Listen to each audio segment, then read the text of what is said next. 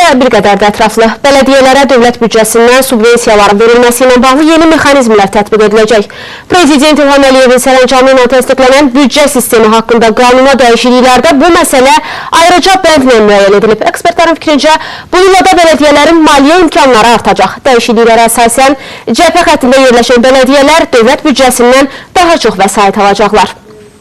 Bələdiyyələrin sərhəd və cəbhə xəttində yerləşməsi, bələdiyyələrin dağlıq rayon olub-olmaması və təbii ki, bələdiyyədə yaşayan vətəndaşın gəliri səviyyəsi nəzərə alınır. Yəni, bu demək ki, praktik olaraq son dəyişikliklərlə artıq cəbhə bölgələrində yerləşən bələdiyyələr dövlət büdcəsindən daha çox vəsait almaq imkanlarına malik olacaqlar. Əgər bələdiyyə sərhəd zonasında yerləşdiribsə və ya işğal olmuş ərazilərə yaxın ərazidə yerləşirsə, o zaman həmin bələdiyyələr daha çox vəsait veriləcək, təbii ki, bu da imkan verəcək ki, bələdiyyənin stimullaşdırılması həyata keçiriləcək. Binalar üzrə əmlak vergisi əmlak sahəsinin hər kvadrat metrinə görə hesablanacaq. Prezident İlham Əliyev vergi məcəlləsinə dəyişikliklər edilməsi haqqında qanunu təsdiqləyib. Dəyişikliklər əsasən 2005-ci il yanvarın 1-dən etibarən sahəsi 30 kvadrat metrdən artıq olan mənzillərdə hər kvadrat metrə görə yeni dərəcələrlə əmlak vergisi ödənəcək. Həmin dərəcələrə müvafiq icra hakimiyyəti orqanının müəyyən etdiyi 0,7-dən aşağı, 1,5-dən yuxarı olmayan əmsallar tətbiq edilərək hesablanacaq.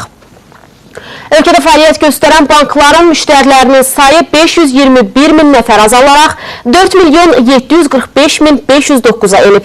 Azalmanın 436 mini ilin yanvar ayında baş verib və sonraki aylarda da davam edib. Cəmi müştərilərin sayının azalmasının səbəbi fiziki şəxs olan müştərilərin azalması ilə bağlıdır.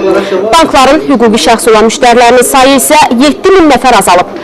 Müştəri hesablarının 8.956 mini cari hesablar, 596 min isə depozit hesablarıdır. İranlı iş adamları üçün Azərbaycan vizası sadələşdirilib. Bu barədə İranın ölkəmizdəki səfiri Mövsün Pakayin məlumat verib.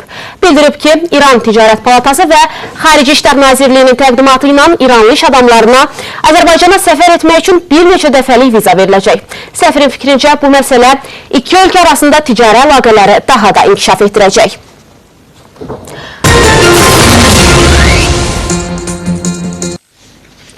Avropanın Rusiyaya qarşı tətbiq etdiyi sanksiyalar Gazpromun fəaliyyətinə mənfi təsir etməyəcək. Bunu Avstriyanın OMV neft-qaz şirkətinin rəhbəri Herhard Royce rəsmi Kiyevin Rusiya qazının Ukrayna ərazisindən tranzitinə qadağa qoyacağı ilə bağlı bəyanatına münasibət bildirərkən deyib. Mən bu təhlükəli bəyanat barədə eşitmişəm, lakin bu ssenarinin həyata keçəcəyinə inanmıram. Gazprom öz üzərinə düşən öhdəlikləri layiqincə yerinə yetirir və qaz nəqlinin diversifikasiyası üçün əvvəlcədən tədbirlər görülüb. Nokia'nı satın alan Microsoft 25 dollara, yəni təqribən 20 manata Nokia 130 modelinin istehsalına başlayıb. Maraqlısı isə odur ki, Microsoft bu telefonları yalnız Hindistan, Çin və Nigeriya kimi inkişaf edən bazarlar üçün nəzərdə tutub. Nokia ilin 3-cü rübündən etibarən satışına başlanacaq ucuz telefondan istehlakçıları cəlb etmək niyyətindədir. Maraqlıdır ki, cihaz bir dəfə enerji topladıqda 36 gün istifadə edilə bilir. Neft birjalarında vəziyyət mənfiyə doğru dəyişib. London birjasında hər raca çıxarılan Brent neftinin qiyməti 0,32% enib və indi 104 dollar 29 sentə satılır. New York əmtəə birjasında hər raca çıxarılan light nefti isə 97 dollar 72 sentdir. Bu isə 0,14%lik eniş deməkdir. Dünya fond birjaları fərqli tendensiya nümayiş etdirir. Amerikanın Dow Jones, S&P 500 və Nasdaq 100 indeksləri 0,14% bahalaşıb.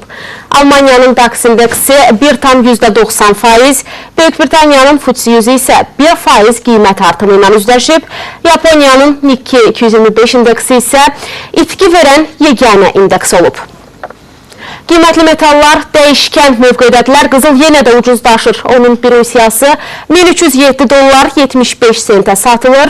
Gümüşün qiyməti 0,5% bahalaşıb və 20 dollara təklif edilir. Platin və palladium ucuzlaşsa da alüminium əksinə 0,10% dəyərini artırıb.